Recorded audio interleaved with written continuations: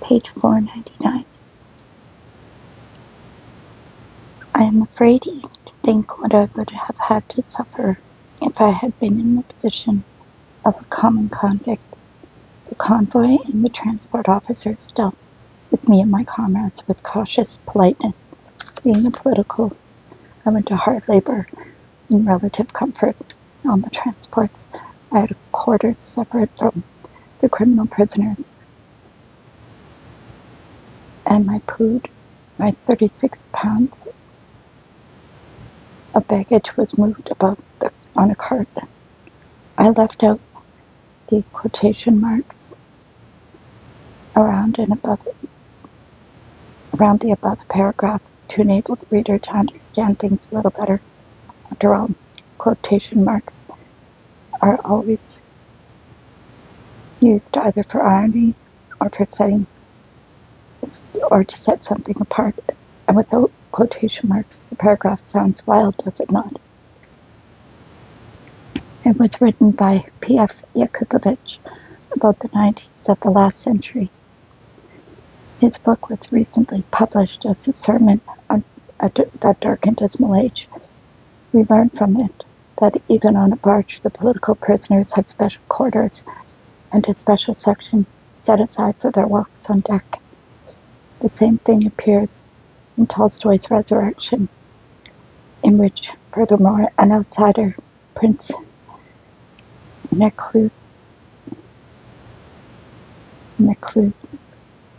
Prince N, is allowed to visit the political prisoners in order to interview them, and it was only because the magic word political had been left out by mistake opposite Yakupovich's name on the list, in his own words, that he was met at Ustkar by the hard labor inspector like an ordinary criminal prisoner, rudely, provocatively, impudently. However, this misunderstanding was all happily cleared up. What an unbelievable time.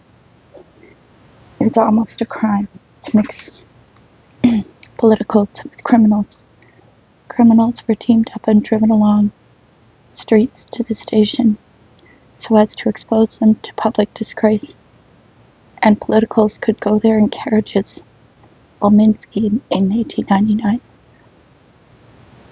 Politicals were not fed from the common pot, but were given a food allowance instead and had their meals brought from public eating houses.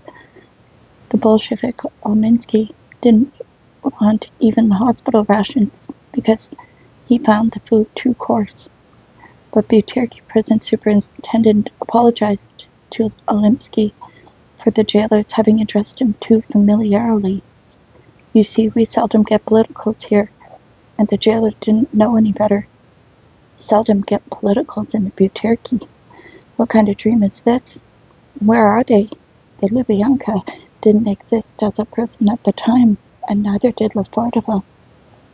The writer Radishev was taken to the prisoner transport in shackles, and when the weather got cold, they threw him over a repulsive raw sheepskin coat,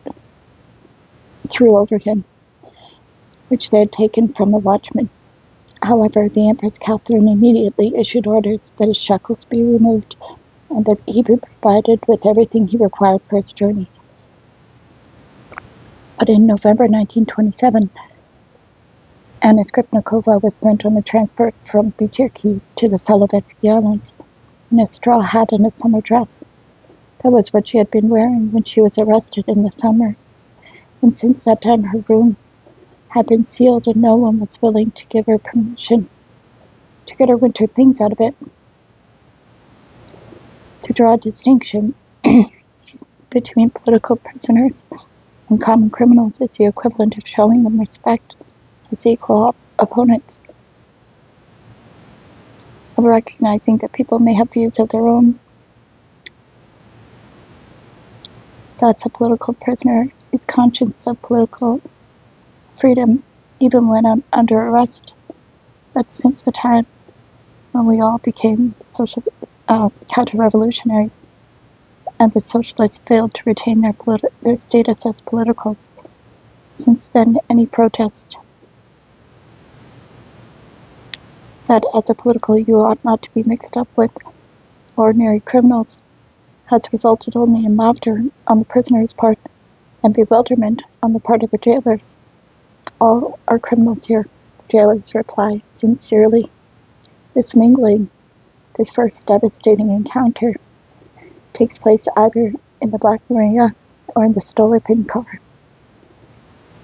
Up to this moment, no matter how they have oppressed, tortured, or tormented you during the interrogation, it has all originated with the blue caps, and you have never confused them with human beings, but have seen them merely as an insolent branch of the service. But at the same time, even if your cellmates have been totally different from you in development and experience, and even if you have quarreled with them, and even if they have squealed on you, they have all belonged to the same ordinary, simple, everyday humanity among which you have spent your whole life. When you were jammed into a Stolypin compartment, you expected that here, too, you wouldn't encounter only colleagues in misfortune. All your enemies and oppressors remained on the other side of the bars, and you certainly did not expect to find them on this side. And suddenly you lift your eyes to the square recess in the middle bunk, to that one, only heaven above you. And up there you see 3, 4, oh no, not faces. They aren't monkey puzzles either, because monkeys' puzzles are much, much decenter and more thoughtful. No, they aren't simply hideous countenances, since there must be something human in them, even in them. You see cruel, loathsome snots up there, wearing expressions of greed and mockery. Each of them looks at you like a spider gloating over a fly. Their web is that grating of their lips. Their web is that grating which imprisons you, and you have been had. They squinch up their lips as if they intended to bite you from one side.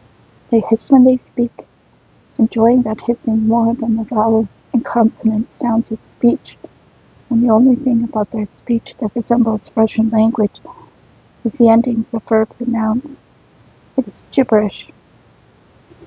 Those strange gorilloids were usually dressed in sleeveless undershirts. After all, it's stuffy in the Stolypin car. Their sinewy, purple necks, their swelling shoulder muscles, their swarthy tattooed chests have never suffered prison emaciation. Who are they? Where did they come from? And suddenly you see a small cross dangling from one of those necks. Yes, a little aluminum cross on a string. You are surprised and slightly relieved. That means there are religious believers among them. How touching. So nothing terrible is going to happen. But immediately this believer belies both his cross and his faith by cursing. And they curse partly in Russian. And he jabs 2 protruding fingers spread into the V of a slingshot right in your eyes, not even pausing to threaten you, but starting to punch them out then and there. And this gesture of theirs, which says, "I'll gouge out your eyes," Crobate, covers the entire philosophy and faith. If they are capable of crushing your eyeballs like worms, what is there on you or belonging to you that they'll spare? The little cross dangles there, and your still unsquashed eyes watch this wildest of masquerades, and your whole system of reckoning goes awry. Which of you is already crazy, and who is about to go insane? In one moment, all the customs and habits of human intercourse you have lived with all your life have broken down. In your entire previous life, particularly before your arrest, but even to some degree after, even to some degree during interrogation too, you spoke words to other people, and they answered you in words. And those words produced actions. One might persuade or refuse or come to an agreement. You recall various human relationships, a request, an order, an expression of gratitude. But what has overtaken you here is beyond all these words and beyond all these relationships. An emissary of the ugly snout descends, most often a vicious boy whose impudence and rudeness are thrice despicable. And this little demon unties your bag and rifles your pockets, not tentatively, but treating them like his very own. From that moment, nothing that belongs to you is yours any longer, and all you yourself are is a rubber dummy around which superfluous things are wrapped, which can be easily taken off. Nor can you explain anything in words, nor deny, nor prohibit, nor plead with that evil little skunk, or those foul snouts above. They are not people. This has become clear to you in one moment. The only thing to be done with them is to beat them without wasting any time, flapping your arms through your tongue. Either that juvenile there, or those bigger vermin up above. But how can you hit those three up top from down below? And the kid there, even though he's a stinking polecat, well, it doesn't seem right to hit him either. Maybe you can push him away soft-like. No, you can't even do that, because he'll bite your nose right off, or else they'll break your head from above. And they have knives too, but they aren't going to bother to pull them out and soil them to kill you. You look at your neighbors, your comrades. Let's either resist or protest. But all your comrades, all your fellow Article 58s have been plundered one by one before you got there. Sit there submissively hunched over, and they stare right past you. And it's even worse when they look at you. The way they always do look at you, as though no violence were going on at all, no plundering, as though it were a natural phenomenon, as though it were the grass growing and the rain falling. And the reason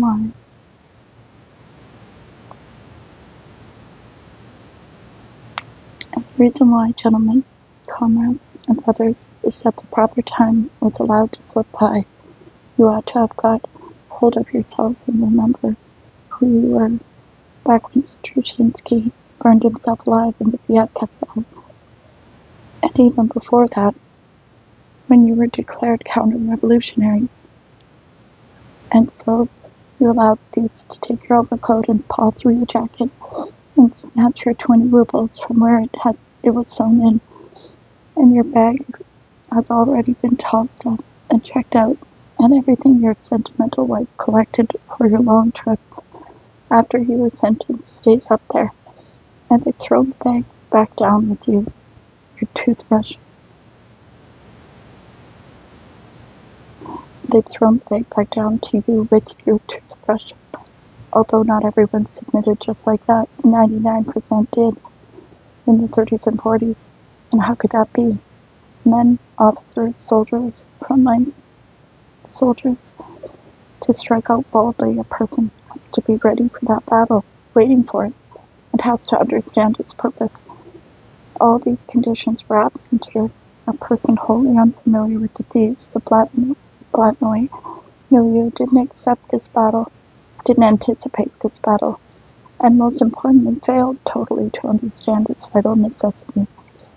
Up to this point, he had assumed incorrectly that his only enemies were the Blue Caps.